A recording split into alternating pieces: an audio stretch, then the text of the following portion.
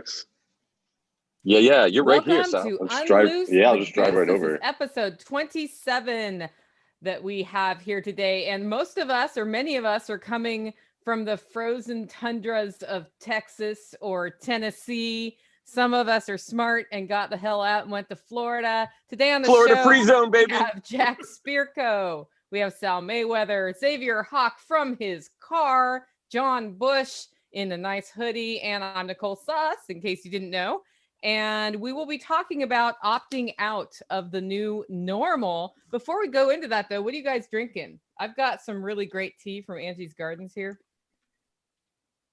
We got Green Mangda, Kratom. Kratom. LaCroix might be a little something extra in it. I don't know. Uh-oh. Sal, is that a Perrier you have there? No. I stepped it up tonight. Oh, you I stepped it up. Look at that. Miller Lite. He told me we were drinking tonight. Miller I time. stepped it up. Nice. Check out this cool Yeti I got. It's got the "Don't Tread on Me" there. My sister got it for me for Christmas. Nice. Oh, nice. That's nice. Yeah. Cool. Extremism. Okay, so we've been talking about this new normal for a while on the show, and this idea that as a result of all the COVID chaos, it's a great time to reset the economy and take away personal rights and redefine how people should live their day-to-day life. Jack actually brought up on one of his Miyagi mornings a pretty good point that the new normal isn't all that different than the old normal, and that maybe normal isn't fun, and we're geese. So I thought I'd start out just by a general question to everybody. We'll go around the horn. When you hear opting out of the new normal, what do you think of, and how does that affect your life? And I'm going to start with John, because he's looking like he's ready. Yeah, I'm ready. Throw me in, coach. When I think about, obviously, there's been a long effort to create more totalitarianism and surveillance and police state and centralization of power. And so COVID-19, much like 9/11, was one of these events that the powers that be, the parasitic class, has exploited. And man, are they milking it. And they're going to keep milking it with these variations and all sorts of stuff. So the new normal came along as a response to COVID-19. And it was like, we need to stay home. We're not going to be able to go to large events. I still hear on the news, and it's so depressing. I don't watch the news often, but when I do, it's like, wow, this makes sense why people are so freaked out. Because it's like, with the new vaccine, will grandmothers be able to hug their grandchildren? And like, that's the question that's being asked. And so they're trying to set the stage where everyone needs to get used to these new things. You can't hug your grandchildren. Lots of things are going to be done virtually. And then having dove real deep into the Great Reset, we've talked about it on our individual shows and collectively on this show. When I think of new normal, I think of what they aim for with the Great Reset, which is people entering into virtual relationships, virtual work, virtual school, a lot more surveillance, a lot more reliance on digital technology and the tracking and tracing of everything. So that's the new normal that I think of. But I didn't catch Jack's Miyagi morning, but that same sentiment, it's like, well, the old normal wasn't good either, because we had a police state, we had authoritarianism, we had all sorts of problems and division.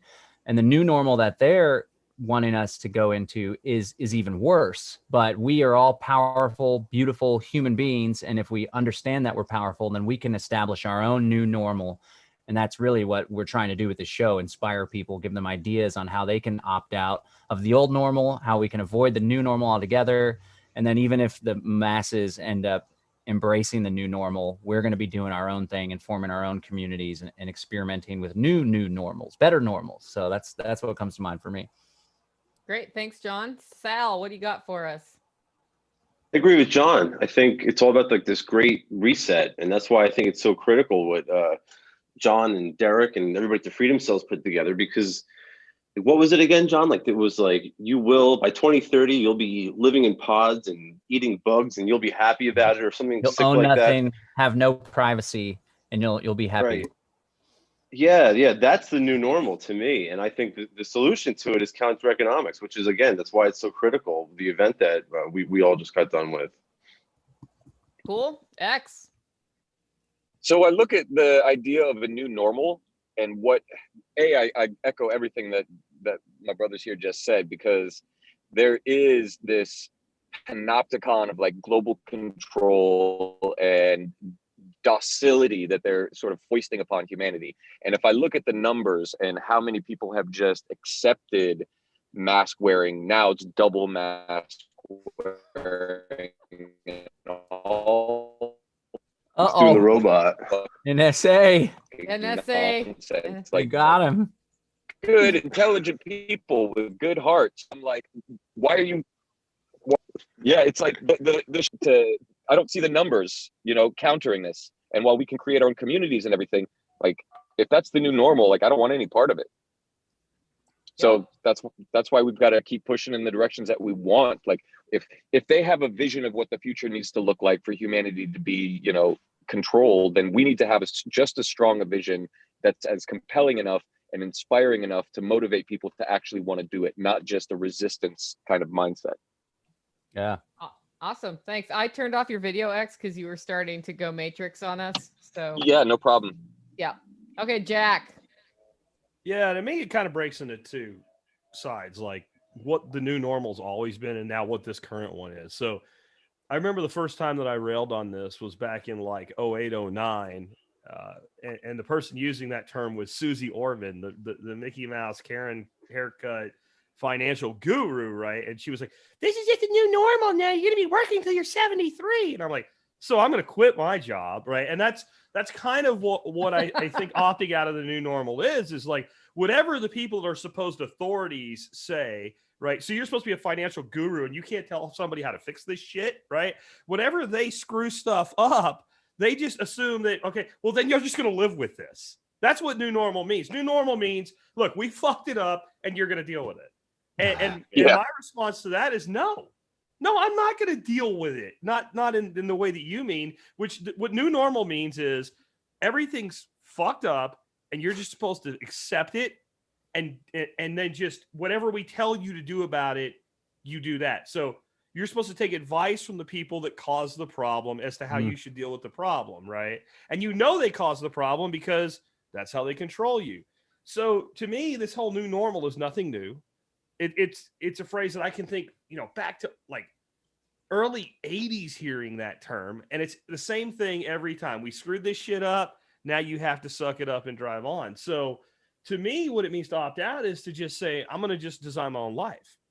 And y'all go do whatever you want, because if we're really as libertarian or as anarchist as we claim, if the sheep want to put 3 masks on their face and an anal swab up their ass, then we have to be like, okay, go ahead. God bless. Until you come try to make me do that, Yeah. I'm not going to prevent you from doing it. If you want to wear a mask on your ass to guard your farts, go ahead, but I'm not participating. That's what I mean when I say opting out of the new normal, not participating in the collective delusion. Yeah. I like that. And I'm hugging my grandkids, Yeah, and you go yourself if you think I won't, right? Yeah, I've been doing the same thing in town. Like when I go out, I don't put on a mask. I smile at everybody. Yeah. I'm like just pretending that this is not going on. And when somebody asks me, like, oh, can you put on your mask? I ask them why, and I force them to actually, parrot the story until they're like, wait a minute, this is ridiculous. Nice. Let me add one thing there, for you? Because this really disturbed me when it happened. My niece, who lives here in Texas, and we don't have mask mandates in the state. What we have is mask requirements in stores and stuff like that. And some enforce them and some don't. But she's your typical good kid that does everything they're supposed to do. She goes, straight to college. Mom's a teacher, dad's a cop, that type of thing. So she's very compliant. And so she went to Disneyland or Disney World, whichever one is in Florida, with her boyfriend. And when she came back, she was telling my wife, it was so weird to see people just walking around without masks on. And it's like, so that was fast, right? In Florida. Yeah, that's how fast it is, though. That when you are somewhere where people aren't, even people that wouldn't wear one if they didn't have to, it's not normal to not mask up, right? No, it's like, no. And my wife told her, no, normal is what they're doing. That is normal. Yeah. And that's when you're done. When people get to the point where they've so embraced this that they actually think it's weird to not do it. And man, desensitized. I say 75% of people have sucked this in and just Yep. accepted it. And note Yeah, the and case then- count and everything and hospitalizations and deaths in Florida is on the same curve as everything else. It's all the same, California, New York, or Florida. Oh, they're dude, in going Sweden, down. they actually outlawed wearing masks and PPE in schools in one of these counties that they have there. They're like, Very this nice. does not match the evidence. There's no scientific backing for this. The boxes even say these do not prevent viruses. So, like, what the fuck are people really thinking? Like, is it Weird, just man. compliance? I'm not sick. I mean, we had a huge Super Bowl party here right down the street. I mean, the entire neighborhood that was out. I mean, if you guys could see St. Petersburg on Super Bowl night, they were so pissed, the Democrats, when they saw pictures and videos of like everybody celebrating. I mean, nobody's dropping dead. We're all fine. So, I mean, it just proves how the whole mainstream narrative is just a hoax. What do you Well, think, this- Nicole? Let's hear your stuff about opting out of the new normal. Yeah. Well, I don't think I have much different to say than what y'all have already said, right? It's a new normal, but it's the old normal. I agree with Jack on that. And what I have noticed or observed with this one is the level of people walking around like they're hypnotized, like their brains have been hypnotized, is a lot more noticeable, which is good because other people are starting to notice it. So I'm starting to get emails saying like, how do I interact with people who are behaving as if they're hypnotized, right? Which is part of why I was interested in this discussion. I've been Wow. diving into Mein Kampf, which is a nice read. Hitler was I knew not you wordy guys were at all. Nazis. Not wordy at all, but I'm looking at his approach to how a little deeper, how he was wanting to approach hypnotizing people into his philosophy, right? Into getting the propaganda out there. And it's very eerie how that's parallel, even though if you compare things to the Nazis these days, you get canceled from what I understand. But it's right there. And you're like, wow, check.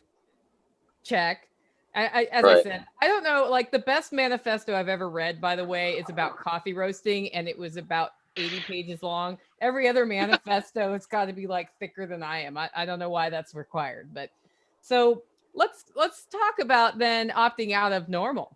Why would a person want to opt out of normal and stop calling it the new normal? It's almost like we buy into that narrative when we call it the new normal. I don't think that they're going to have a choice. Honestly, I think that they're just going to be incentivized by their own financial interests, right? Like, look at what cryptocurrency is doing right now. If you're not in that boat, you're missing out right now. And the same could be said of so many different things that agorists are partaking in. You see grocery stores in New Mexico closing down when we've been telling people to grow their own food for how long? So like really like to participate in all the things that we're talking about, the counter economy is really, it's in your best interest. And that's the way we're going to draw people in, not by like political participation or going door to door and canvassing neighborhoods. So like, I think that like, if they want to prepare for the new normal, they better get on board with all the shit that we discuss here. What are your thoughts, Jack?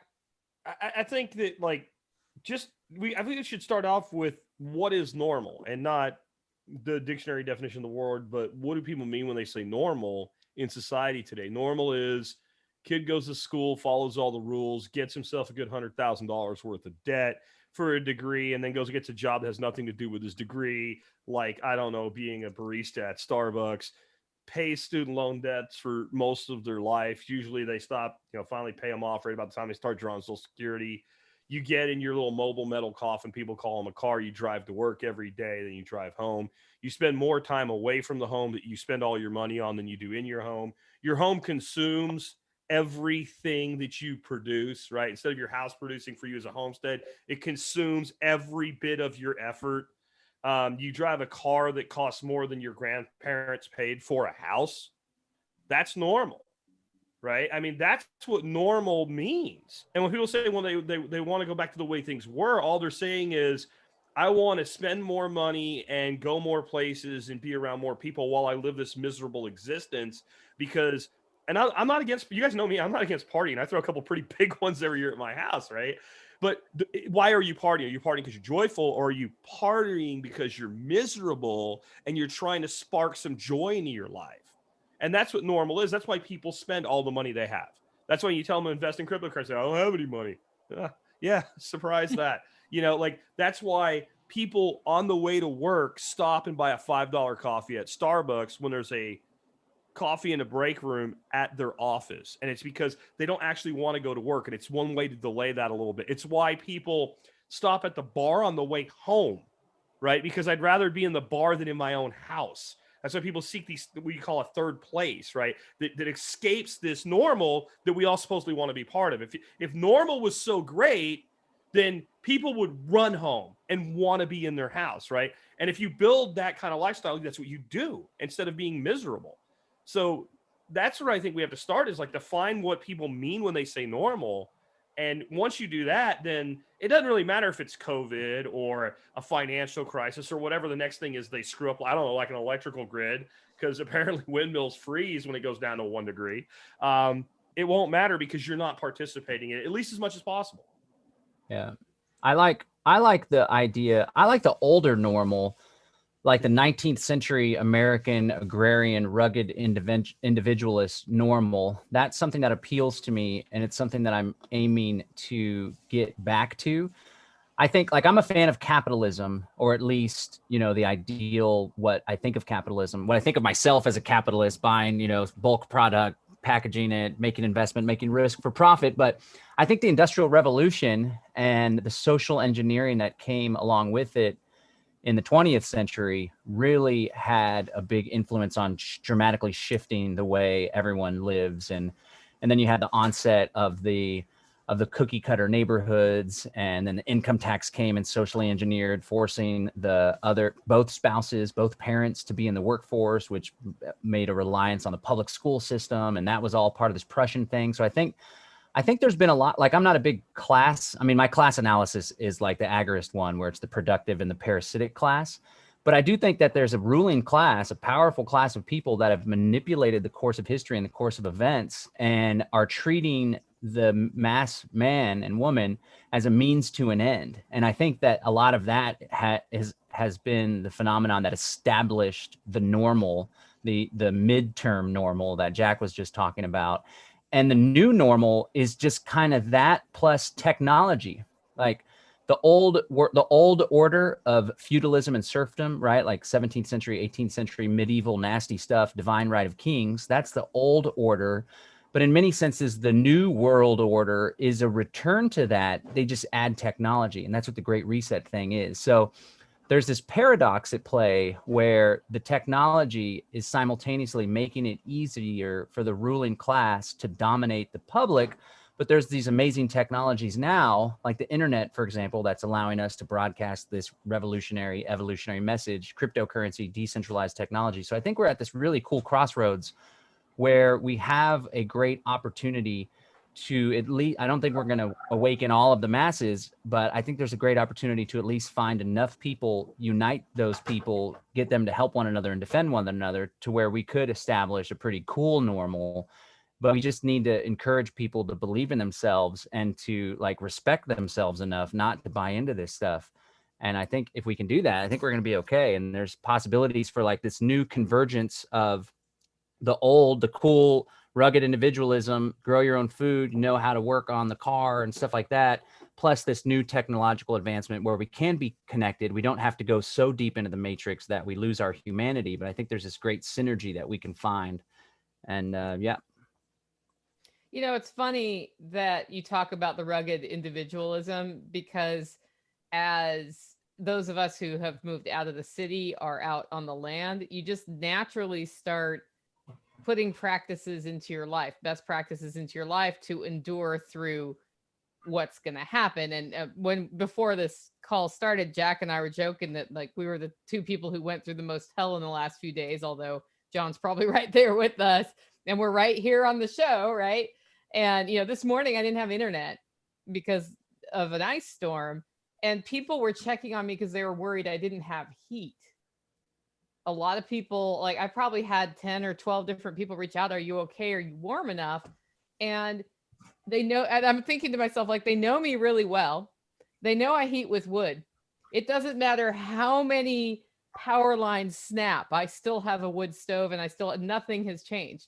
And I think as you start building your life the way you want it to be. And, you know, I'm not saying everybody needs to go have a wood stove, right? That's just what I like. You'll find that you build those things in, and what is a big weather event can turn into not much has changed, really. Mm. And that's when I start thinking about opting out of the new normal. I start thinking about asking yourself questions like, how do I want to live? What's important to me? And then how do I not only build that into my life, but in a way that will endure through the ups and downs of what happens in society and weather and finances and illness and all of those things that happen. Yeah. And those sorts of like local production facilities, Nicole, are going to become increasingly important as the state sort of as the collapse sort of speeds up. So you make a good point. I think all of you do too. Like I think it was Jack who brought up joy, and you know, the normal that we have, the old normal, you know, after the Industrial Revolution, has been this joyless cog in a machine sort of thing. And I think that, you know, as youth, the pursuit of joy is beaten out of us unless we have a strong spirit and are like, well, this is my life and I'm going to enjoy it, right? I'm going to enjoy while I'm here.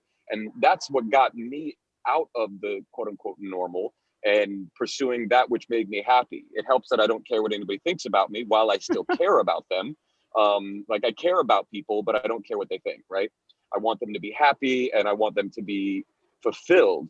And back in the day, like what John was talking about, you know, we were still building civilization. We were building something and looking forward to something. And there was a lot of inspiration there. And people were able to build the life of their dreams.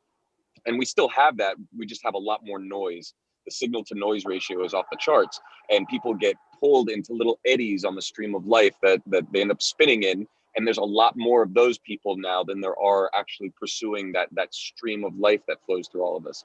And so just naturally stepping back from all of it and saying, okay, well, what makes me really happy? You know, I think it's this. I go and try that for a little while. No, it's this, maybe no. And then I find, like all of you have to some degree or another, I want to be home. I want to be playing with my kids. I want to be generating my own power. I want to be able to control the parameters of my life so that something like a storm or unexpected hurricane or whatever is something that I can weather and just be like, meh, it's all good, you know? And that way I can have more time to build relationships and actually have a good life. And this whole like great reset thing, you don't have to, you know, they're going to put out universal basic income and all this stuff, but the people who are miserable are just going to be more miserable. So it really, to me, is like, how do we inspire people to actually want to have and believe that they can have joy in their lives and it's not, you know, a death sentence. Cool. Okay, and for those of you watching on YouTube, just wanted to let you know we have not been able to see the chat. I just managed to get it up. So if you have questions or comments, feel free to put them in all caps. I don't know. YouTube was having an indigestion moment, I believe, at the beginning of this episode. So, Jack, do you have something to add? Yeah, what I wanted to say was, like, I think it's important that we realize that none of this is really new. This idea of being manipulated and pushed into something because of people that are in power. I'm sorry about that. I can't get that to stop. I mean, even people that we think of in libertarian circles often as being like great thinkers or whatever, like John Locke, talked about the problems at the time moving into the Industrial Revolution of the peasants that wouldn't go to the city to work. Like, why would this guy leave his dad's farm? They kill a couple of pigs a year. They get drunk on apple cider. I mean, I don't remember the exact article I read, but like, it was a long time ago when I read that article. And the way I thought of Locke, I was like, what the fuck? Like, this guy's an evil bastard. Like, I had no idea, because I was still a baby libertarian at the time. And I'm like, hey, no, you need to read this. I'm like, oh, fuck him. I mean, like, this idea that what's going on now is something new is ridiculous. The reality of the human condition is there's so much abundance in the world. If you focus like the first 10 years of your adult life, and I wish I knew this when I was 18, if you focus the first 10 years of your adult life on nothing but setting your life up so that you'll be able to have everything you need in your life, you can literally fuck off 99% of the time for the rest of your life. I mean, if you dedicate that 18 to 28, when you have the ability to work 3 jobs or whatever, and you don't mind sleeping in the back of a pickup truck or whatever, to just, I want a house that's like, uses passive solar gain, has a garden, and at that point, you can end up with like 80% of your needs covered. So you don't have to work for 20% of what you need.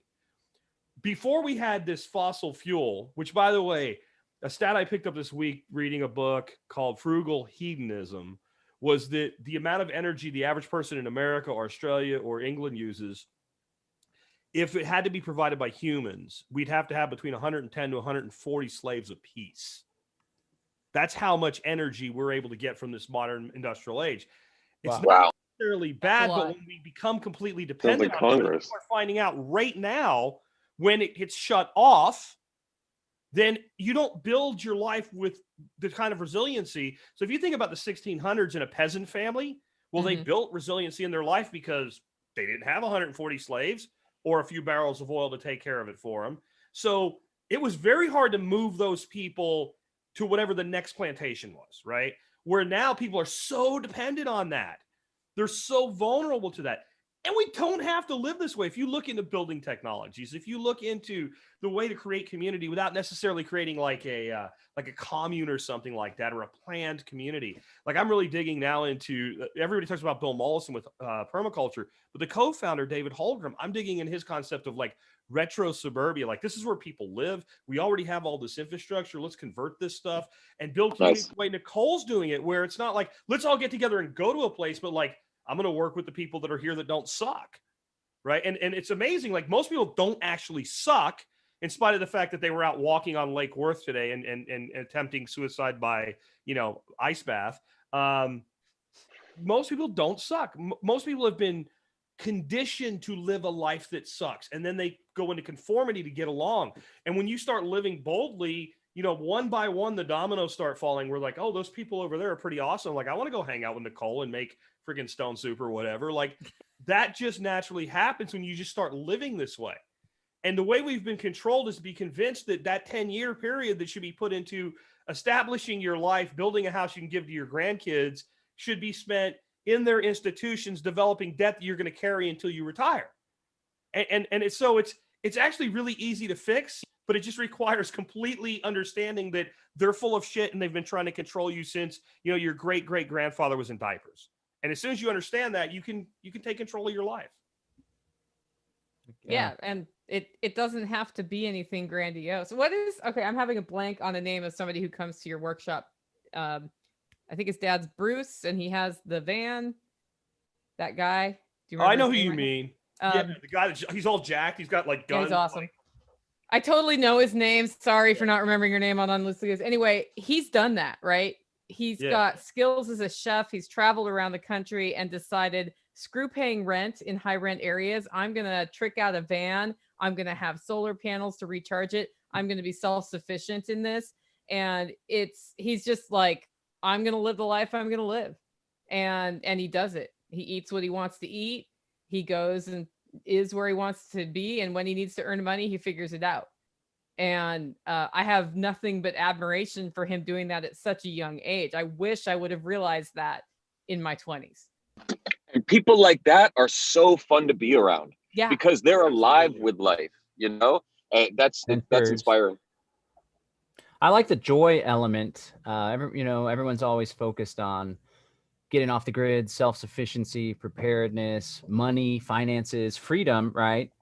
And with all those things, it's easier to pursue happiness and joy, but like really meditating on what it is that brings you joy, like what things in life, playing with the kids, gardening, working in your business or whatever it is, and then try to just build your life around that. This Grant Cardone, success sales marketing guy, he's the 10X guy, absolutely incredible. If you're in business or if you're in a rut or anything, he's so motivational and he has so many great tactics. But he was talking about how he doesn't like put the business or his job and then he works his life around that. He works all the pieces around his life, his ideal life, which even though the dude's like has $2 billion in assets and stuff, and he's filthy rich, like he spends time with his kids a lot. And he realized like, okay, I'm going to make a bunch of money. I'm going to work my butt off, but it's going to enable me to buy a private jet. And anytime I go on a work trip, we're bringing the kids and we're bringing the nanny, and it's going to turn into a fun play trip as well. And so I think the concept of aligning with what brings you joy, with what just, you know, that feeling when you're just like in the zone and like, you're just so happy.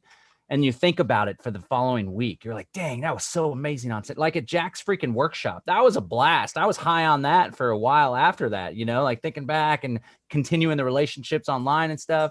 And so you find that, and then you build everything else. Everything else is a means to that end, rather than having to, oh, I came home cranky. My life's not, you know, I'm yelling at my kids now because I'm working so hard so I can provide for my kids. But when I'm with my kids, I'm a freaking jerk. It doesn't work that way. So find what lights your heart on fire, what brings you joy, and then build around that. So everything feeds into that. You know, sometimes it's perspective too about what brings you joy. You may not realize the things you enjoy doing, like literally running around in the snow here for the last couple days, making sure we have backup heat sources and, you know, can recharge our devices if we want. Like, that was fun for me. It was fun because I have 4 neighbors around me. We're kind of like a little pod, and I got to hang out with them and make chili on the wood stove. And like, cool. Some people would complain about that. You know, Jack told me before the show something about up to his knees in ice water and never been happier because the water came back on. Because the water came back on. Like, you're like, woo! It's the small victories. Sometimes what we call work and isn't fun really is. And if you realize that, you can have fun while doing it.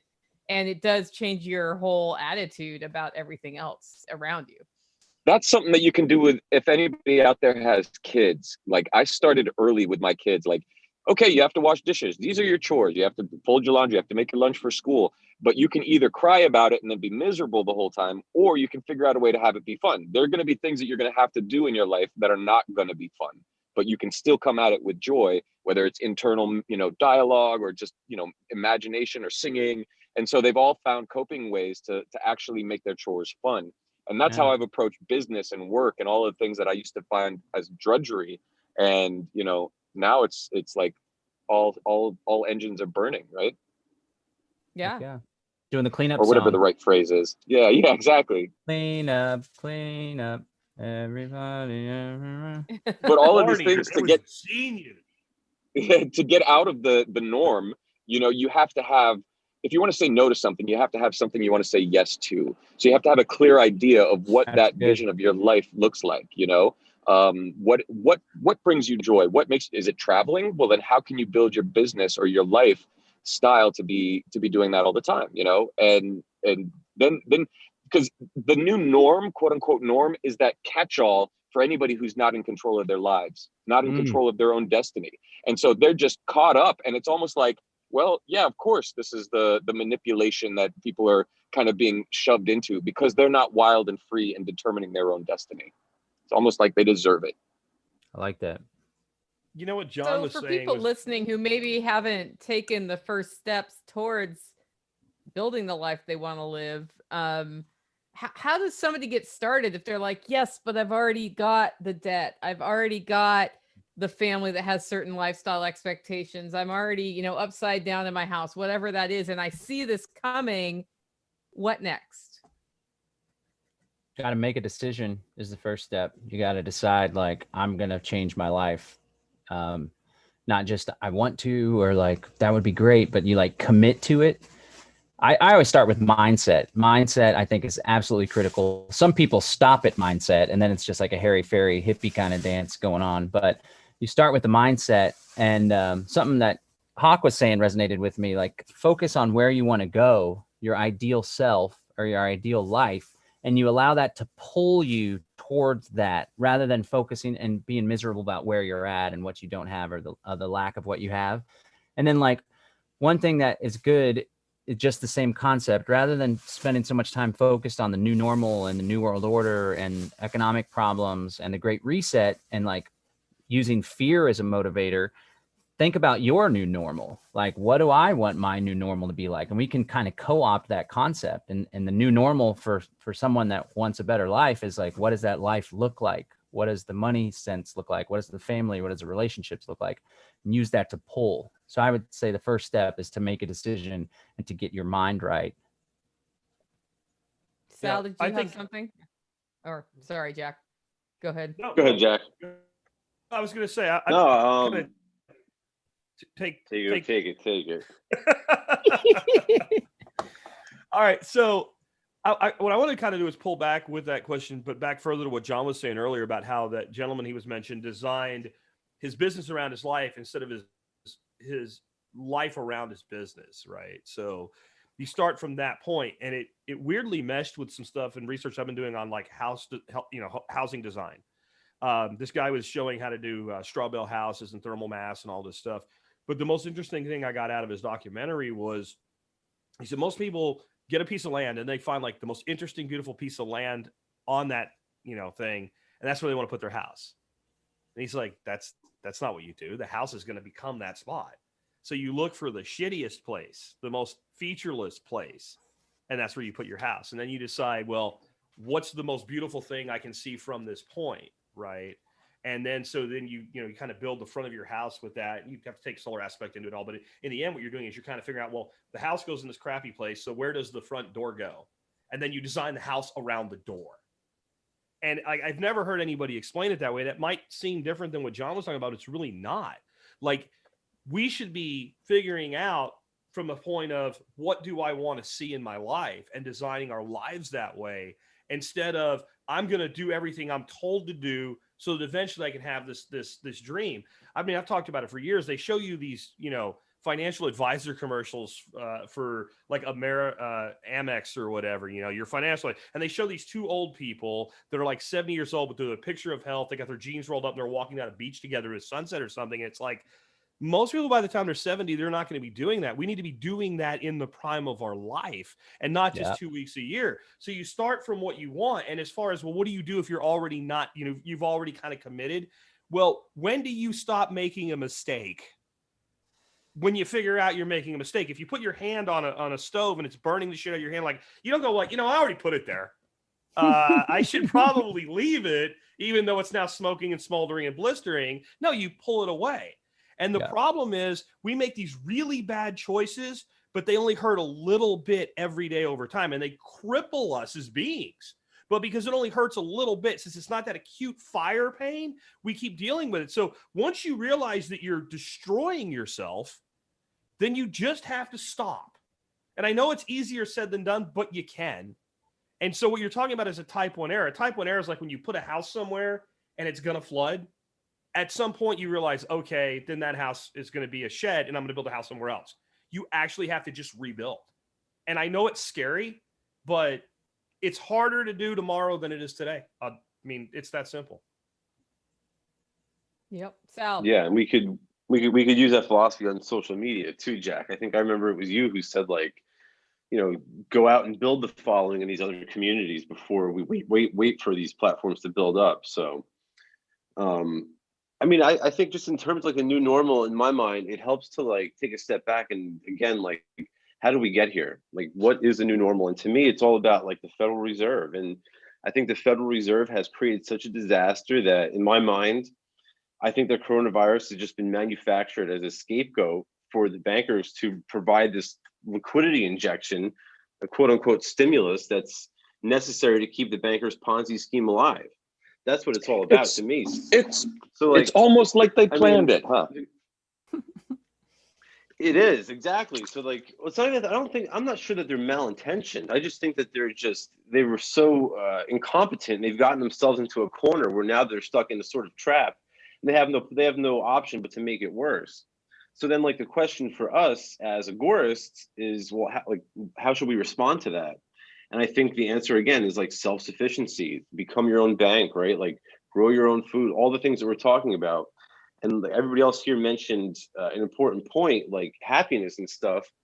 I think a lot of that goes back to the Federal Reserve and the central bank again, because they're the ones who they create an artificially high time preference by devaluing the currency. So that sort of forces everybody into a state of like moral degeneracy, right? Where everybody prefers like instant gratification over like long-term saving and like, this way you can like save up and like you have more capital for production. We don't want that. Everybody's out on Friday night buying beer and, getting drunk and stuff like that. So it all goes back to the bank. And I think that's why I say the most important thing that someone could do as an agorist is to become your own bank, because once you do that, all of these things sort of go away, right? You begin to behave in a more moral fashion because you're not using that shit fiat money anymore. And a lot of other dominoes fall into place too. Like you become like an entrepreneur, you become more like focused on family. Like you're more long-term oriented in general. So to me, like it's all about the Federal Reserve, and the solution is to become your own bank. I really think the point of not reacting out of fear is most important when you have found yourself on the wrong path, type 1 error, as Jack said, all the way down the path, fully committed to that 40,000 or 60,000 student debt, all of the things that is built into our lives. If your next step comes out of fear, it's more likely you will make a really bad decision and make it worse. And one of the things about the Great Reset that I think we don't talk about much is, I think part of why they're being so transparent about what they want to see is they're triggering a fear reaction from people. And then they can use that to their advantage, right? And I had that reaction when I read it too. But then, like, they can say this is the world we're going to have, but can they really make that happen? How can they make that happen? Well, if we all hear that and push back on it because of fear, or from a place of fear, rather than say, nah, we're just going to go over here and build what we want to have, I think that's how they manipulate that a situation that's closer to that reality than any of us would like to see. Yeah. So that's my thought about first steps, is find a way to step out of the box, get away from the fear. That's ultimately the answer, the opting out. There's so much value in that, this exit and build. I posted recently in social media that this snowstorm, ice storm, really ignited the fire. It was already burning pretty strong, but it's burning really strong now for me and my girlfriend to accelerate our plans to buy property. And we want to do this year, hopefully by mid-year. And I was just thinking, like, wow, just the thought of the heater going out and the instability and uncertainty, really, I do not like right now. I went through a divorce, and like there's all this chaos and stuff, and I just cannot deal with it. It's not good for life, for quality of life, for emotional stability. And so I was like, I want to really dig into this property. And so I posted that, and it was supposed to inspire people, saying we can't be dependent on these centralized institutions, so on and so forth. And a lot of the responses in the Greater Reset chat on Telegram, interestingly enough, and surprisingly, they're like, because I just said, yeah, we're going to get a property on the outskirts of town. And people are like, wow, don't run away from the problem. Or what about, and if someone's like, what about all the poor people in the world that we need to help save and stuff? And I was like, hold on, did you not read my post? And they're like, don't go hide. And I'm like, do you not know what I'm doing with the Freedom Cell Network? Like, it's all about community. I think there's like this disconnect where people think it's some sort of escapism, when in reality, it's the most effective thing that people can do to get the heck out of the matrix and to build our own thing, and then to link up and stay connected with one another. That is the answer. That's the solution to so many of life's problems. And that just kind of hopped in my brain when Nicole was sharing her piece, because the people, I don't know, I mean, they thought that I was afraid and I was retreating somehow. And I think that they don't think you're afraid. They're afraid. Yeah. So they're projecting their fear on you, right? Oh, that's good. That's good. Because they don't have the balls to do what you're going to do. They want to sit around and intellectually masturbate about how wonderful it could be, but they don't want to actually jump. So when somebody leaves, it's like, oh shit, he's leaving us. I want him to stay here. Misery loving company, right? Like it's great to sit around and complain. And I mean, that's something I've had to realize, that I have this incredible community, but a large number of people that are not really in the community, just more listeners and participants. They just want to hear how bad everything is. Yeah. They want to feel like they're not alone in hating it, but they don't want to actually take a risk. And whenever people start taking risk, then they're like, well, wait, you're running away or whatever. And what do you mean run away? No, like, you're running to something. Now, you didn't say I was going to $10 freaking 2 and I'm going to live in a hole. I'm going to get out of this nightmarish city and go build a community somewhere. Oh, you're running away. And a lot of people deal with this. The guy that does Dollar Vigilante, I just heard him talking about it. Like right when Bitcoin exploded, he's like, and he talked about, he said, maybe I won't keep doing these videos. And he's like, people are like, oh, so you're all rich now? You're just going to abandon us? He's like, motherfuckers, I've been doing this shit for 15 years. I've been telling you about Bitcoin since 2012. Like, what do you like? If I do one more video, then you're going to have your own little dog and walk on the beach in Acapulco. But because I quit one video short, you're stuck in wherever you are. And that's what that mindset is, John. And you just have to be like, whatever, because like I just did a post on MeWe about how a couple days ago, like I quit trying to red pill people long ago. Like you wake up, you start looking for help. There's plenty of it here. And people said the same thing. Oh, you're just leaving people behind. Well, what do you want me to do? Come to your house, pick you up like you're my bride and I'm carrying you across the threshold? Like you want me to breathe for you? Like at some point you've got to do it. And when they won't, and you will, oh man, that's the person. You know, there's two kinds of ways where people see like a guy with like a really badass car and a house or something. They're like, good for them. And then there's people must be nice. That's the must be nice crowd. You can't fix it. Well, and if we're talking about opting out of the new normal, if you are the person running to the thing you want and you see something happen and it makes you run to it faster, you have to have the fortitude to just do that. And there's always going to be somebody who's going to accuse you of running away. But running to something you want is not running away. Doesn't that sound like the person that was in a box car in Nazi Germany going, get in the freaking car with us? Like, you know. It brings up a really good point. And I think it's back to the same topic. It's like you want to go towards something. You don't want to resist something. If you're resisting, you're not going to have enough energy to move towards what you want. You're going to be pushed, and you're going to be pushed by that thing, whatever that is, the new normal, the great reset, whatever, into where it wants you. But if you're deciding where you're going, then it's a positive movement. It's like you're actually doing something positive. And, you know, I guess not everybody's built for that, but it sure would be nice. That's why it's so important what Nicole was saying earlier about how she brought up that point about how she has like a wood stove. So it doesn't matter for her if the whole power grid goes down. She's still got heat. That's what it's all about. It's all about creating these local production facilities that you can be self-sufficient with. Don't get me wrong. I wish I had that solar array on my house, but I haven't found one yet. You'd be up there with a broom right now. I know.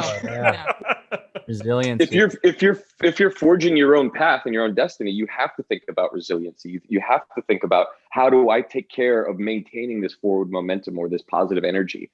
You know, and so you think about power, you think about food production, you think about all of these holistic attributes of the human experience, and it gives money. You're more fulfilled. Yeah, money, all of that.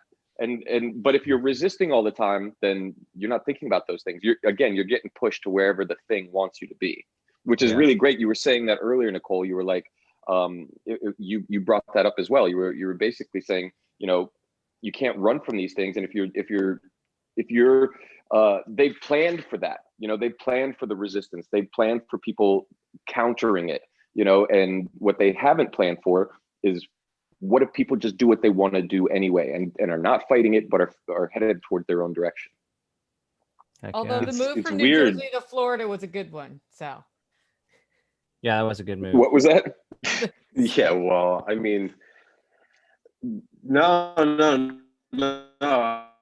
Uh-oh. The internet in Florida is not so good. It's Sal's case now. Just hacked his Bitcoin wallet. Probably the move I've ever made. Bitcoin Cash wallet. Back? Yeah. Am I back? He's back. Say it again. You're back. Am I back? Again. I'm back. I forget what I was saying. I was just saying that how much better Florida than Jersey.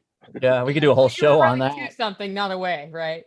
Yeah, exactly. He looked at the bar and it said closed one too many times. He's like, the hell with this shit. Got on the internet. Where are bars open? West coast of Florida? Here. I think what's important, and a big difference between those that sit around and complain, and now that I'm spending a lot more time on Telegram, we nipped it in the bud, and we did a show about this a couple weeks ago about communities and how to maintain cohesion and deal with stuff. But there's all this forwarding, like they forward it on Telegram. You forward from another group, and everyone just wants to forward the latest news and fear stuff and all this stuff about the vaccine. And we just tell people in the freedom center, like, assume we all know the problem. We're here to focus on solutions. All posts must be about solutions or organizing. But I think the big difference between the folks that are committed to their path and that have goals and they have a vision for the future and they're building it, and the folks that are complaining and worried about the Great Reset, so on and so forth, is the group that's not freaked out and is committed to their path. They are busy doing stuff. And the group that's complaining or infighting or arguing or researching and sharing posts, they don't do a whole lot of stuff. And back to my guy, Grant Cardone, man, I've been watching him a lot. That's why he's all in my head. He talks about white space on the calendar is the devil. He was a former drug addict. And one of the things he realized, I don't think he did like all the healing, the trauma-based healing stuff. His solution was, I'm just going to stay busy. I'm not going to have time to do drugs, right? That's one of the reasons why I quit drinking, because like I became an entrepreneur. I had kids. I can't afford a freaking hangover on any day. And on a day that I'm hungover and it wastes half my afternoon, I'd rather be productive or reading a book or working on my business or playing with the kids. And so the best thing you can do to kind of shift towards the productive and the proactive is to just start doing stuff, just action items, make a list, fix the stuff around the house, set up the encrypted email, finally plant that garden or expand that garden or whatever. Just stay busy doing productive stuff, and you won't even have time to worry about the new normal or to fret about the Great Reset. Yeah, I think there's some advice in that, like, if no one's bitching about what you're doing, you're not doing enough. Like, somebody should be, like, if you're in the public eye anywhere where people can see you, more than a couple hundred people can see you, somebody should be bitching about what you're doing, or you're not doing anything meaningful. Like, if you don't have haters, like, what are you doing? You don't even have haters, bro. Like, do you even have haters, bro? Does Twitter count? Right, we need a meme with that. You know, do you, like, the old one was, do you even lift, bro? Do you even have haters, bro? Does Twitter count as a hater? Yeah, sure. Yeah, deplatforming. Isn't it funny though how like the more the state collapses, right? The shittier everything gets, the more valid our solutions are proven to be. Like the more like the agorist philosophy gets proven, the worse it gets, it seems like. I think what's really cool about what's happening right now is that, actually, because people who I love a lot, who I've gently hoped would come a little closer to my philosophy, have started reaching out and asking me how-to questions. And the best thing you can do with that is answer it and then not go further and just let them keep coming to you. Because if you do the I told you so thing, which I see people doing, you lost them. Why would you do that? And it's very cool how this is affording opportunities for more and more people to become more self-reliant, to own their futures and to own their happiness. Yeah, I got a buddy of mine, his cousin called me recently, and he was like, "Hey, I just wanted to let you know," he's like, "You probably don't remember, but we were at a party together like 5 or 6 years ago, and you told me to buy Bitcoin." He's like, and I did. And he made like $16,000 or something like that. And he called me to thank me. But now he like took his family, and they all moved down here to Florida. They're in Punta Gorda or something like that. So like, it just goes to show you though how like all the solutions that you need for all of this new world order nonsense, they're all in the agorist philosophy. Counter economics really can offer it all to you. Yeah. Cool. Opt out. Counter economics is the essence of opting out. That's what it is. Just opting out of all of the white market control paradigm and just doing the alternative thing. It's a cool time that we're living in, for sure. It's a transition phase. We hear about counter economics as a solution, but a lot of people get confused by the term counter economics. Yeah, I think it means necessary. It must be illegal activity, right? Mm. Yeah, that was my first thought about it a long time ago too. It was like, that must mean drug dealing. And not the drug dealing is not counter freedom, man. Freedom. No, drug dealing's great. Well, you got different kinds of drug dealing, but like what Hawk's talking about, like full on like suitcases of cocaine, running them up out of Miami or something like that. That is like counter economics, but it probably is not the best the best way to have a great life. You know, because you'll try to quit and they'll pull you back in, right? Like, you know. There's a broad definition that Konkin has of counter economics, and it's those actions and thoughts, I think, are just actions that evade and defy the state. So anything that defies the state, like this broadcast, for example, is counter economic activity. And when you like shift your taxes around a little bit, you get creative with your write-offs, for example, but anything that it defies the state, not wearing a mask, it's all defying the state. And that's the broader term. Well, because the big deal that they cut was they made us believe that they're necessary. Yeah. Right? Nobody actually is like, you know what we need? We need the state to be involved in this. Like if you look at marriage, the way they've made so many legal hurdles to people that just want to like be together but not be married by the state. Because can you really imagine like before marriage was what it is? Like a man and a woman that loved each other going, man, we got everything. This is the greatest thing in the world. You know what we need? We need a piece of paper from the state. That's if we had that, that would be the last thing and it would make everything perfect. And we need a piece of paper that says that we have these certain contractual obligations to each other. But if we move to another place, they get to change our contractual obligations without asking us. If we just had that, then that would be great. But you know what else we need? We need a separate court system to where if it doesn't work out, we go mediate how we manage our children, and the state gets to tell us how to do that in a private court system where one of us will have absolutely no recourse. If we just had, and you just keep going like, who the hell thought this was a good idea? Well, nobody thought it was a good idea. The lawyers did. Sold to you. Just the way that nobody thought it was a good idea to wear 3 masks and have an anal swab a year ago. They sold it to you. Yeah. Yeah. I'm so puzzled by, because there's always like people on the right that hate the government or they're so upset with the federal government or their state government now. And then there's people on the left that are pissed off and it changes and stuff. And when you try to talk to them like, hey, maybe there's a better way to do things. Like someone was said today about the ERCOT stuff in Texas. They're one of the institutions that totally botched the power load. And they're doing these rolling blackouts that are just blackouts. And they're like, raise your hand if you're ready for new leaders in Texas, right? And everyone's raising their hand. They're so excited. I said, raise your hand if you're ready to lead yourself. And then the girl's like, well, that's not very practical to think about the leading themselves, right? And it's like, what's more practical? That new leaders are all of a sudden going to fix the problem, right? There's always been new leaders. Right.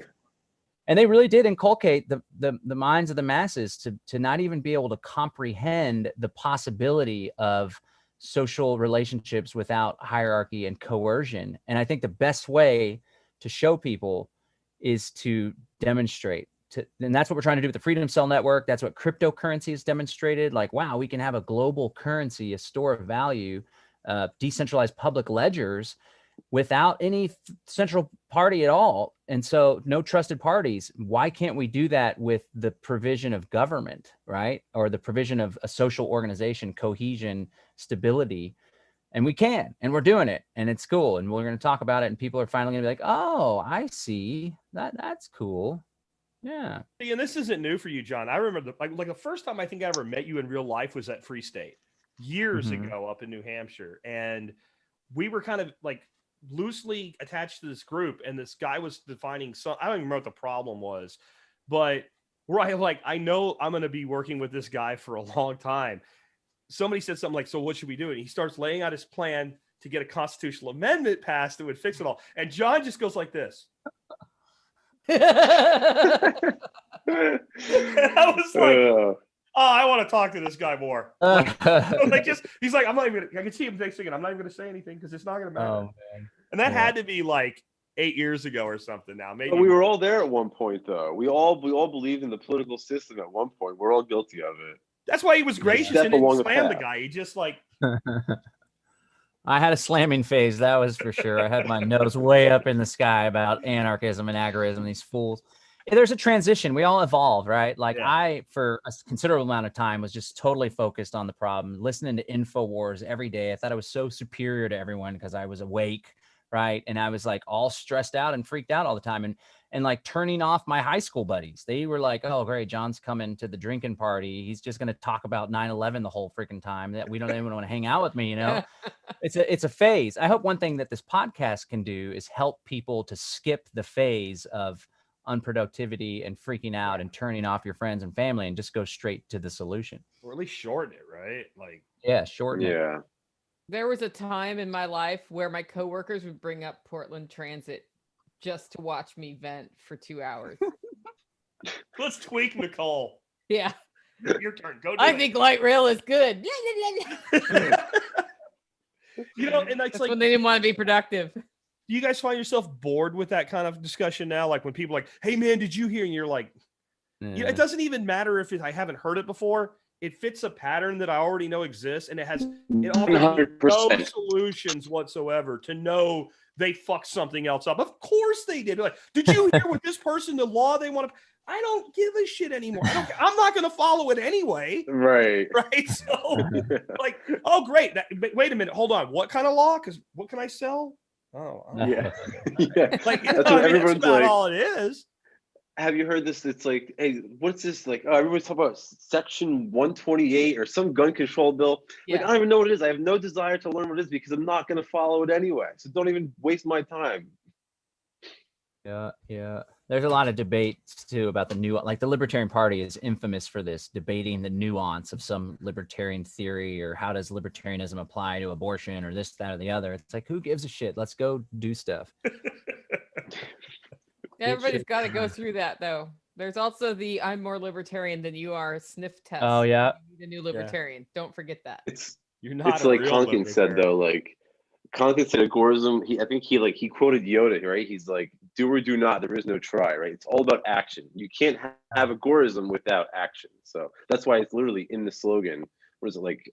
Agora, action, and anarchy. Right? That's the slogan. So. But see, we were on the new normal, right? So everything in the normal revolves around thought and speech rather than do, right? If you think about like, what's the solution to the fact that, because I'm not a big global warming guy or nothing, but I do agree that we are like fucking the planet up, like warming or not, because it doesn't seem very warm out there. But like the stuff we're doing to the planet is an ecological disaster. But the solution is not, oh, we're going to tax oil higher. That's not going to fix anything. The solutions, and the people that get pissed at me because I won't bow down to Greta Thunberg or whatever the hell her name is you know, like what I'm doing in my life, my actions are so far beyond what all these people that are so big on we need to do something ever or will ever do. But I don't blame them because they've been conditioned by our system to believe that what you say and how you think is more important than what you do, which is why I call it a religion, because it's a hallmark of a religion, right? Like if you profess the right things and say the right things and show up on the right days, okay, you're good. But this guy over here who's a heathen, but he's out like, he'll give you the shirt off his back. He's like taking care of people like, oh, screw him because, or, you know, we need to get him to become one of us. That's the whole world we live in today. That's the whole problem. And that's why I get bored with, did you hear what so-and-so did or what so-and-so wants? I don't know, want in one hand, shit in the other, see what fills up first. Because again, we're not doing it, right? I mean, I'm just not doing it. They're going to make you get a vaccine. Good luck with that shit. Like, what Michael Badnarik would say, you bring the syringe, I'll bring my 45 and we'll see which one leads to the bigger hole. A good one. What if we go around and each share one action that we think people can take that'll make a big difference in helping them opt out of the new normal? Just one thing. Simple things too, not like some big grandiose thing. One concrete action people can start this week. Anybody? I have a really simple one, and it takes a little time to come up with it, but come up with a morning routine that sets your day off on a positive foot. And then start doing that every morning. And I know that doesn't sound very big, but when you do that and you get your mindset right going into the day, all of that other noise, it's like it bounces off you all day long. Yeah. And it can be as simple as I'm going to have a cup of coffee and walk around my yard and look at how the plants are doing. Or I do some morning meditation before I get started so that I go into the day empowered. Yeah, write your goals down. My Grant guy, I'm jocking on him hardcore today, but he said his thing is to beat the sun up. You start the day beating the sun. You have a huge victory. You're up before everyone else. You have control over your life, and that kind of sets the tone. You got one, Jack? An action item listeners can take? Yeah, and it'll sound really simplistic and maybe not connected to this, but I would say learn to be a really great cook. Learn to cook like amazing food, whatever it is you like. I'm a big meat eater, but whatever it is you like, learn to do it cheap, learn to be amazing at it. Because if you want community, invite people to dinner, right? And like nothing gets people doing anything. That's why I say have a garden. You don't tell people to have a garden. You have a garden, people are like, I want that. But you start cooking really great food. You can build entire communities around meals and backyard barbecues and stuff like that. Like, who doesn't want that in their life? And we're not going to be able to do the things we talk about alone. Like the rugged individualism, that's great, but it's like one tool in the box. Like when you have all the tools working together, that's the community aspect. But man, food. Yeah. Who else got some? Yeah, I would say like you know, I don't know. I don't want to sound like a broken record. I already mentioned. I think the most important thing you could do in the whole Great Reset, New World Order thing is to become your own bank. But other than that, and growing your own food. Other than those two things, I would say discipline. Right, you have to be disciplined. It's becoming increasingly important as the shit hits the fan, as the collapse occurs. You need to be disciplined, whether that's in your business or in your personal life or whatever it is.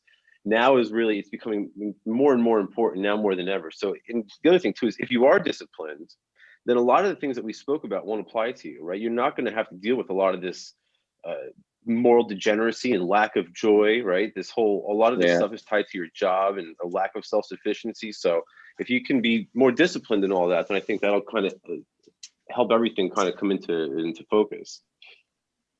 What do you got, Hawk? I would say get some crypto and learn about cryptocurrency, learn about wallets, learn about decentralized governance. And I agree about getting up before the sunrise. That shifted my whole life. And yeah, that's it. Fireon.com. Yeah, I was going to say that, but then I knew you would say it. So I was like, Fireon.com. Go to Fireon. Learn about There's a Fireon. launch party coming up. Fireon.com. Mine would be start a side hustle, or at least start formulating what it's going to be, but not just think about it or spend 3 months writing a business plan. Just start selling stuff to your friends. Because with the new normal, entrepreneurship, it can help in so many ways. Like for one, if you have a big company, I was talking to an older gentleman at your workshop, Jack, and he was talking about how he had to wear a face shield now because he fought the mask. He managed, and they just like kicked the can down the road.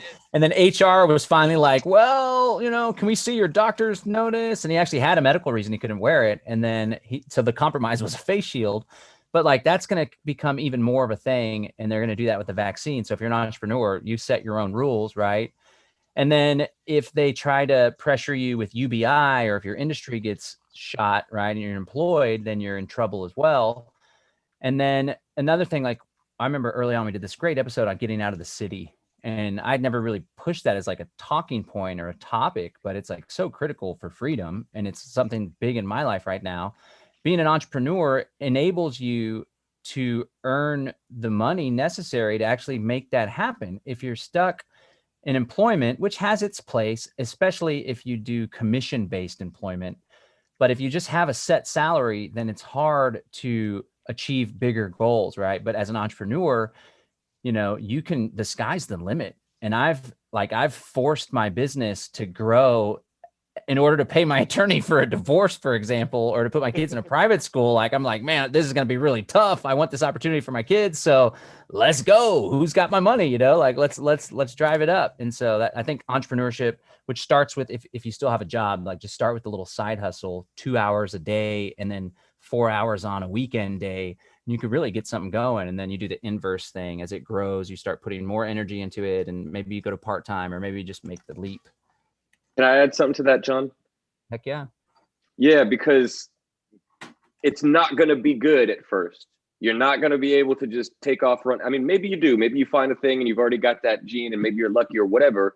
But when I first started Baseline, if you look back at the first episodes, they effing sucked. Like, just you just got to go and not look back. You know what I mean? Because you'll get better. You'll figure out the solutions for the things that you're facing. Like Odysseus and, you know, all of these characters in history and stories, they weren't the people that could succeed at the final boss fight when they started out the level. You're never going to be there. You have to just grow and go. Well, it's and funny trust that you'll learn things. It's funny that you came in with that, Xavier, because I saw over on YouTube somebody saying, need help starting a business, never been great at sales and marketing.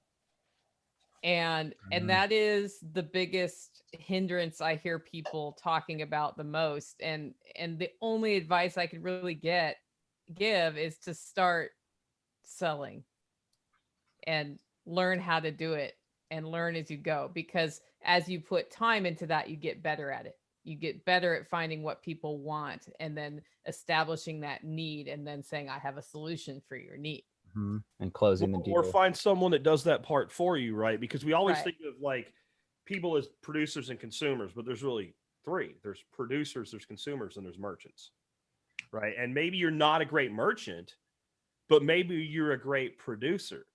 So if, let's say you wanted to be in the food business, maybe you're great at growing food, but you can't sell it. So then you need to find somebody who sells for you and maybe finds other great producers. Maybe you're good at the networking part, but not the sales part.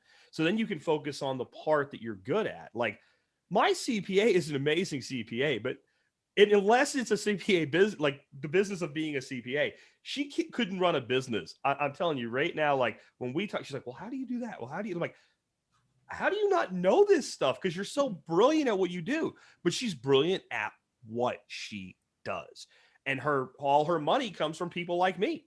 You know, she's not the person that's out there doing the 1995, quick tax return. She's earning her money by working with entrepreneurs. And that's finding your spot. So if you can't really sell, well, you have two choices. You learn to do it or you find someone to do it for you. I mean, that's how I'd approach that. Yeah. Also, we covered entrepreneurship on this show once. I know everybody here has probably covered at least once on their own show. So those are right there. You've got some great resources. Yep. I had a eureka. This guy for sales, I would encourage you to follow Grant Cardone, and for marketing, I would encourage you to follow Russell Brunson. He's the funnel guy. That's why I do my free ounce of Kratom. But once you add it to cart, then you're presented with an offer to try 4 other types for 50% off. Right? That was his little thing. And in his book, .com Secrets, or just in some of his speeches, he talks about there's a guy that had a funnel for a health product, and the guy was making a ton of money. And he was like, I do it a better way. My way's better. But the guy was just raking in crazy money. So finally he decided, you know what? I'm just going to do what that guy does. I'm just going to do exactly what that guy does, but put my own little style and my own product on it. And so if you struggle with sales and marketing, find one guru that you resonate with, and then just do what they do. Just take all of their recommendations and do it. Of course, be original, add your own flavor, your own personality to it. But that helped me accelerate a whole lot. I was like, okay, I think this would work better actually, but what the fuck do I know? I'm not making $100 million a year from my marketing business. So I'm going to do what these successful guys are doing. And it paid off and it worked. So like if you're unsure and you don't have your own thing to do, then just do something else that works. I think you have to be. If you're going to do that, make sure you emulate somebody who really is raking in the dough. Yeah, that's actually good. Like not the business professor, not the one the who's selling workshops on how to rake in the dough. Yeah. There you go. Yep. Yeah, and I think you have to be patient too. Like it's really easy to look at, successful business people and go, well, man, look what they're doing. And if I do what they do, then I should be where they are. Well, maybe, but there's a time limit or a time lag between getting there.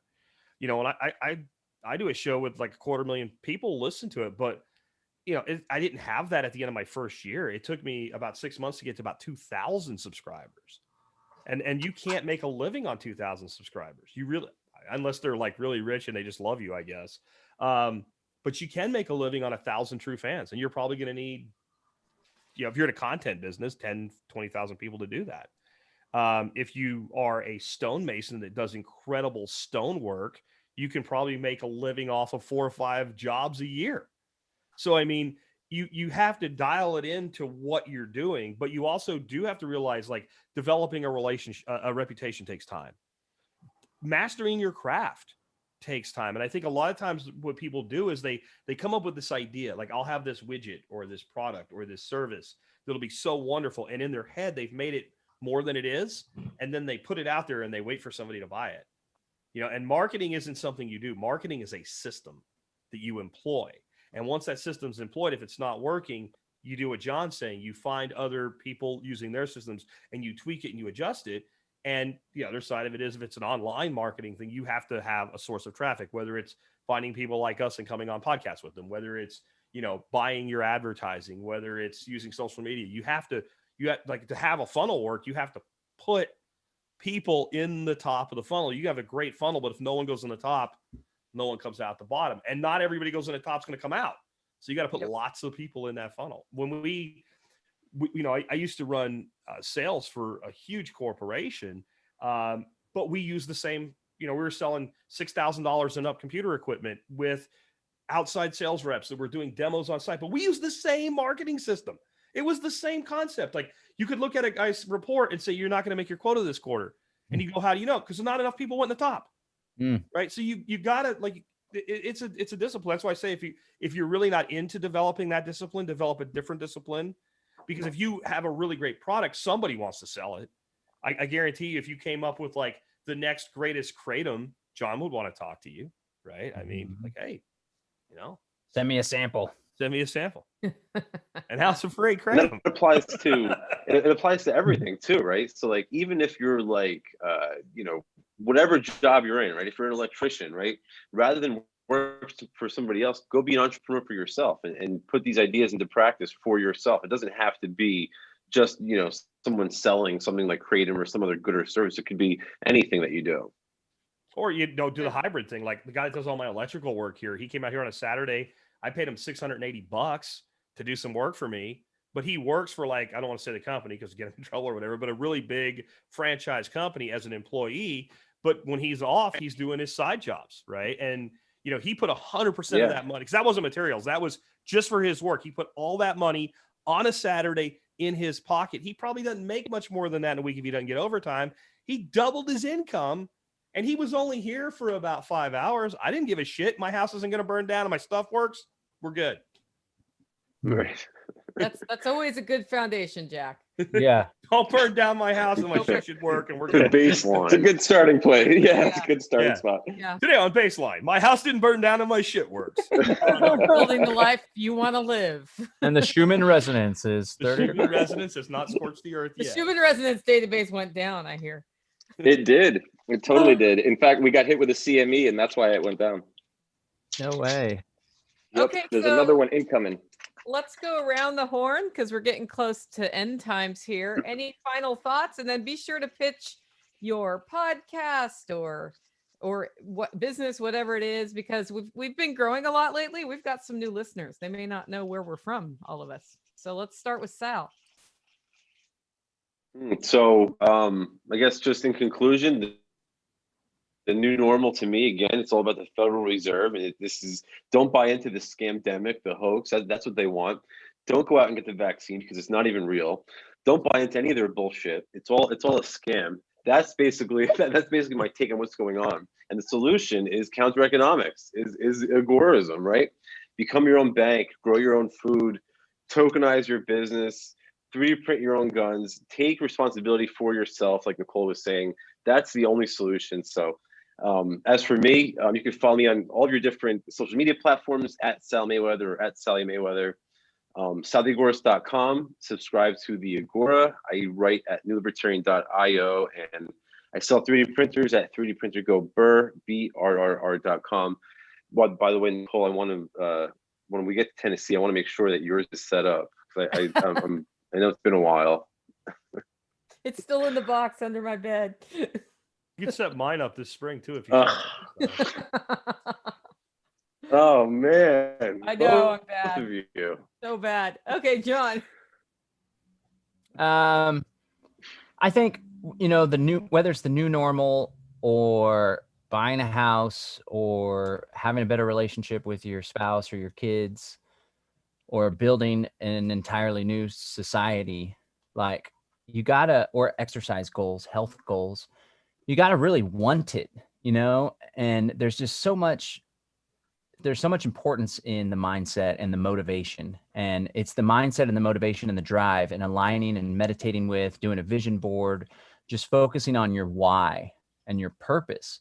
And like we said earlier, use that to pull you. And it's that why and purpose and tuning into it and focusing on it and thinking about it all the time, like obsessively. That's what will generate the motivation to take massive action, because the type of stuff that we talk about on the show, the type of changes that I'd like to see in my life and the type of changes I want to see in the world, in order to accomplish them, they're going to take massive action. And I think when you line up with that purpose, when you take the massive action, you could really do some really cool things and just leave all this crap, the Federal Reserve, the Great Reset, this technocracy, we can just leave it in the dust. Like, now's our chance. We got to seize the moment. We can't miss this opportunity. So that's what I would say. And I would encourage people to check out my podcast at livefreenow.show. livefreenow.show. And if you want a free ounce of Kratom, you can go to freeounceofkratom.com. And we have Delta 8 gummies. This was a 20 pack. It's a little bit low because we've been frozen out at the house. I mean, my lady. So we have Delta 8 THC, which is super cool now. It's like a loophole. So it's kind of counter economics in itself. That's mybravebotanicals.com and freeounceofkratom.com. Okay, X. So first thing, you all deserve to be happy. You deserve to feel joy. You're born into this world happy, without a care in the world. And somehow we end up carrying a lot of baggage through life. Now, you know, when you travel, you actually need baggage. So it's actually there to benefit you and grow. The point is to enjoy the travel, enjoy what you're carrying, and figure out what it is you actually need, what it is that's just extra shit. I do a daily show called Baseline every weekday morning at 7 a.m. usually. It's like an ironic twist on all the happenings that are happening, with a little bit of inspiration at the end. And my company is Phiron.com. That's Phireon, and it's about building a future together with a decentralized, central, cooperative banking system that we get to make the decisions together on how we spend the profits. Excellent. And the app is launching this week in the next day or two. So on the App Store and the Google Play Store. That baggage thing was pretty poetic. I like that. Yeah. The travel. Man, Khalil Gibran's my shit. So I'm full of the poetry shit. Full of poetry shit, not just full of shit. Oh, we're all a little bit of that too. Jack. Yeah, my name is Jack Spirko. If you haven't checked out the show, you should do so. It's at thesurvivalpodcast.com. I'm the prepper guy, but you know, I really built everything in the TSP world on lifestyle design. Just as a marketer, I knew that if I called it the Lifestyle Design Podcast in 2008, it wouldn't grow as fast as if I called it the Survival Podcast. So I come to everything with a design mindset, a systems thinking mindset. And so the way to approach this is, and I think we kind of got on it tonight without realizing we were, with some of John's comments about being told you're running away or whatever. This idea that we need to like change the world and get everybody together and what have you. And all these people that say that, most of them, their life is a fucking train wreck, right? So get your own shit together, whether it's poetry shit or other shit, get it together, get it designed, design your life, start designing your life the way you would design like a house. Like you wouldn't design a house and be like, yeah, fuck it, that's good enough. I'm going to live in there, dude. It's going to fall on my head, right? So actually take your life serious, because it is. You know, have fun with it, make jokes, etc. But take your life seriously and design a blueprint for your life. But then understand, like when you go to we go to permaculture design courses and whatever, they tell you to think of the piece of paper you're drawing the design on as trash. Because as soon as you realize that's a bad fucking idea, throw it the fuck away and design something else. And that's how we need to be in our lives to a degree. We need to be willing to like go, that was a bad idea. This makes me miserable. And I'm all for quitting things that make me miserable if they're not leading me somewhere that will eventually change. And so design the life you want. Get your shit together that way till you're actually a genuinely happy individual. Then you can worry about, hey, let's bring other people in the mix. Because I just think that if you get like 50 people together in a community and all of them are a train wreck and miserable, it's probably not actually going to work out very well. But if you get people that are you have people that are all the way there, they've got it buttoned down. You got people that are close, and you got people that are just figuring it out. Then you've got kind of that mentorship thing going on. You've got that ability for somebody to step in and go, hold on, that's going to not work really well for you. And the person hearing that may not want to hear it, but when they look over at this person and like, their life is great and they want that life. It's like what John was saying about the marketing system. Hey, if it's working, maybe I should try it too. And that's, to me, that's how you're going to get, it doesn't matter that it's 2021. This was the same answer in 1921, right? It will be the same answer in 2221. That is the key. You control very little in this world, but what you do control, you should exert full control over it. Awesome. I'm Nicole Sauce, and my podcast is Living Free in Tennessee, livingfreeintennessee.com, and I roast coffee at hollowroast.com. My last thought on this is really, it's kind of personal, really. I am the person who had the debt, who built the wrong life. And one day it was like I just woke up and realized the only person I can control is me. It's my fault I'm here. And if I'm going to have the life I want to live, I've got to start taking steps that direction. And all this other crap around me that's just telling me I'm not good enough, or telling me that what I want is silly or stupid, because a lot of people look at my life and they think, why would you want to live that way? I don't care anymore. What I care about is what I want. And from the moment I got there, it was literally that simple. I just had to figure out each step successively. So I know for those of you listening who haven't gotten there yet, you can get there if I can get there. I talk about these things very openly on my podcast because I want you to know the mistakes I made and the shit that went wrong, right? But we can get there. Opting out of the new normal is simply controlling the one being that you really can control.